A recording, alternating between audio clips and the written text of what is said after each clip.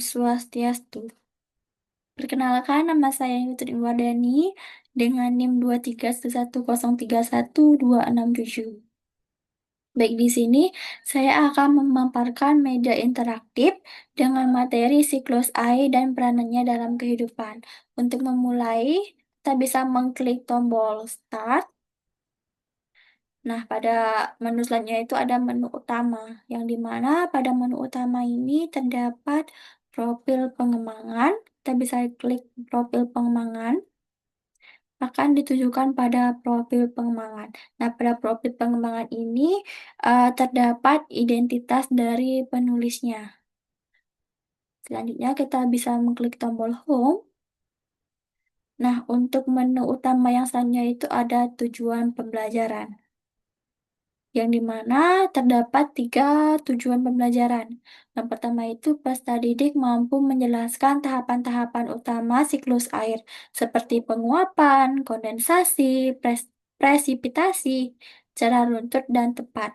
Nah, yang kedua itu ada peserta didik mampu menjelaskan kegunaan air dan peran siklus air dalam kehidupan sehari-hari.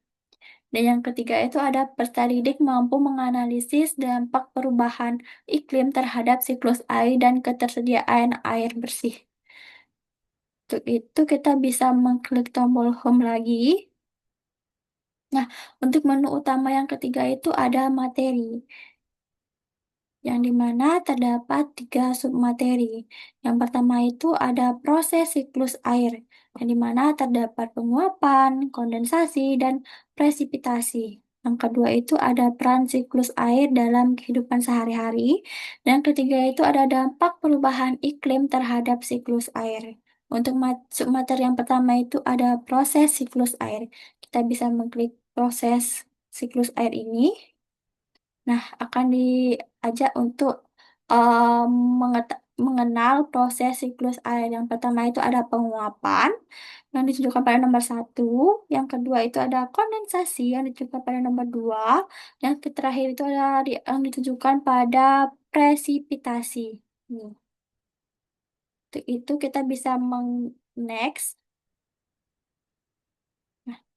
Terdapat penjelasan dari penguapan, yang dimana penguapan adalah proses menguapnya air yang ada di laut, rawa, sungai, atau danau karena pemanasan dari sinar matahari.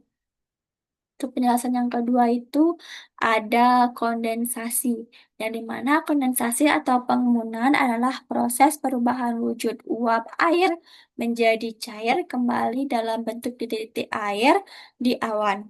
Kita bisa next lagi. Nah, untuk yang ketiga itu ada presipitasi. Yang dimana presipitasi ini atau hujan adalah proses jatuhnya titik air ke permukaan bumi. Nah, presipitasi terjadi karena awan tidak mampu menampung air lagi. Kita bisa next atau kembali ke menu home lagi. Untuk submateri yang kedua itu ada peran siklus air dalam kehidupan sehari-hari. Kita bisa mengklik ini, lalu akan diajak mengenal peran siklus air dalam kehidupan sehari-hari. Yang pertama itu ada menjaga ketersediaan air bersih. Yang kedua ada mendistribusikan air ke seluruh permukaan bumi. Yang ketiga ada memindahkan mineral dan nutrisi.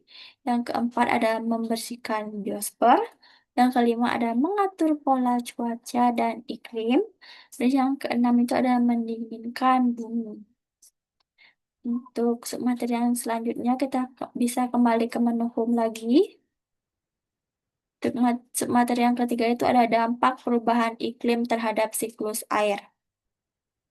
Nah, dampak dari perubahan iklim terhadap siklus air ini terdapat 4 dampaknya. Yang pertama itu ada peningkatan suhu dan penguapan. Yang kedua itu ada perubahan pola dan intensitas curah hujan.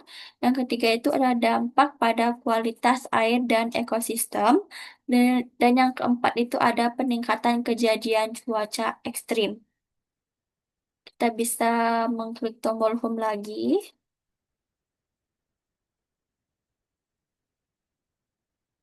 Nah, untuk menu selanjutnya itu ada menu kesimpulan. Yang dimana kesimpulan ini berisi kesimpulan dari materi tersebut. Nah, siklus air atau siklus hidrologi merupakan proses alami yang sangat penting bagi kehidupan di bumi, di mana air mengalami perubahan bentuk dan perpindahan antara permukaan bumi dan atmosfer melalui tahapan penguapan, kondensasi, dan presipitasi, di mana siklus ini berperan besar dalam menjaga ketersediaan air bersih, mendistribusikan air ke seluruh permukaan bumi, memindahkan mineral dan nutrisi, membersihkan biosfer, serta mengatur pola cuaca dan iklim sehingga membantu mendinginkan bumi. Namun, perubahan iklim memberikan dampak signifikan terhadap siklus air, seperti peningkatan suhu yang menyebabkan penguapan yang lebih tinggi, perubahan pola dan intensitas hujan, serta menurunnya kualitas air dan ekosistem akibat meningkatnya kejadian cuaca ekstrim.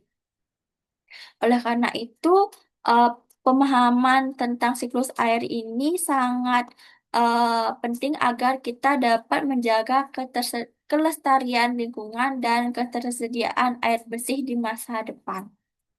Kita bisa kembali ke Menkum lagi untuk menu yang selanjutnya. Nah, untuk menu yang terakhir itu ada kuis. Nah, di mana kuis ini adalah kuis interaktif. Untuk itu kita bisa mengklik tombol start ini. Nah, untuk akan ditujukan pada petunjuk kuis, di mana petunjuknya itu berdoalah terlebih dahulu sebelum mengerjakan.